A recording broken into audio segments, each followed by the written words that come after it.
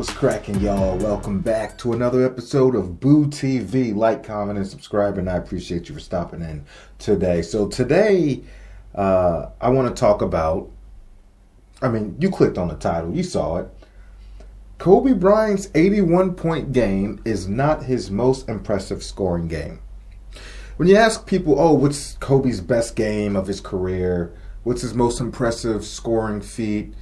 Everyone says the 81-point game, or they just say 81. Well, technically, that is the most amount of points he's ever scored in a game. No question about that. I don't think it was his most impressive. I don't know what I'm talking about. Most impressive scoring performance. Before Kobe scored 81 points in January of 2006, you can go back years into his career. Kobe had plenty of opportunities where he could have had 80 points before. There were plenty of games where he had 50 points at halftime, 40 points at halftime, 30-point quarters at times. I don't know how many 30-point quarters he has. He has a handful, I think. But anyway, there were plenty of times in Kobe Bryant's career where he could have got 70, 80, even 90 points. But what would happen was, after halftime, he wouldn't play probably no more than a couple minutes in the third, and then he would sit out the rest of the game because most of the times it was blowouts, and he wouldn't play. He dropped 42. I think he dropped 42 on Mike and the Wizards. Dropped 42 at halftime, and I think he only missed like 4 shots or something stupid like that. The dude was on fire. And he only played a couple more minutes in the third, and Phil sat him out the rest of the game. There were plenty of moments like that in his career where he could have... We're talking about a guy that had he played the rest of the game, had the other team been more competitive, Kobe could have retired with multiple 70 and 80-point games. And I'm not making this up. You can go back and look it up. Like, these scoring feats in limited amount of times in half quarters or through 3 quarters, he's done it on plenty of occasions and will sit out the rest of the game. So with that being said, I think his most impressive game was actually the same season he scored 81 points. But it happened just a couple weeks before the 81-point game. It was a game against the Dallas Mavericks where Kobe Bryant scored 62 points through 3 quarters.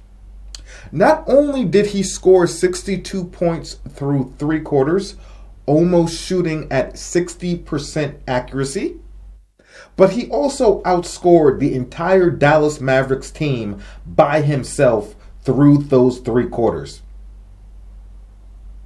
At the end of the third, it was Kobe Bryant, 62, and I think the Dallas Mavericks had 61. When in your life, in the modern NBA, have you ever seen a player outscore an entire team through 3 quarters and on pace to outscore an entire team for the game? Problem was, after the third quarter, Kobe didn't play the entire fourth. For the first time, we could have seen, I don't know when Chamberlain scored 100. I don't know if he outscored the entire team by himself. I don't know. But in the modern NBA, that would have been the first time we've seen a man single-handedly, I know there's other players on the court as well, but you get what I mean. Single-handedly outscore an entire team by himself. I wanted Kobe to go back into that game so bad because I wanted to see it happen. He was going to outscore the Mavericks and another thing why I think this is more impressive than the 81-point game is that the team he was facing. Now, I'm not to poo-poo on the 81-point game. Scoring 81 in any capacity is impressive. And what Kobe did in Toronto was impressive. The Lakers were down by a pretty sizable margin. He felt the team was lethargic. And Kobe was like, okay, well, I'm just going to do this myself. And he took what was like a pretty large deficit, and by the end of 4 quarters, he turned it into a beautiful margin of victory. Okay? To get those 81 points. But the Dallas Mavericks, on the night he scored 62, forget that. Dallas Mavericks that season were a 60-win team and one of the best defensive teams in the league. So Kobe did it against a premier Dallas Mavericks team that won 60 plus 61 games, something like that. They have won at least 60 games. They had the second best record in the league after the San Antonio Spurs. And the Dallas Mavericks went on to the NBA Finals that year as well as one of the top defensive teams in the league. Kobe outscored that team through 3 quarters on almost 60% shooting and was an absolute animal. And had Kobe played the rest of that game, he probably would have dropped over 81 points, maybe even 90, had the Dallas Mavericks kept it competitive. But Kobe literally ripped their heart out. I think what he did on that night against the Mavericks was more impressive. And he played, 10 or 12 less minutes than he did, because he didn't play the whole fourth against the Mavs. So we would have seen 80-plus points then. Kobe was an absolute animal. And Phil Jackson actually asked him after the third quarter. Phil said, hey, he gave Kobe the option. I'm not making this up, man. I'm telling you, I watched not just the Lakers, I'm a hardcore. I've watched all these NBA games for many years. I'm a fan of it. And it's not just about statistics. It's not about stats. You got to put stats in a context. That's why I'm here. Because I was there. I watched this stuff. I remember what happened.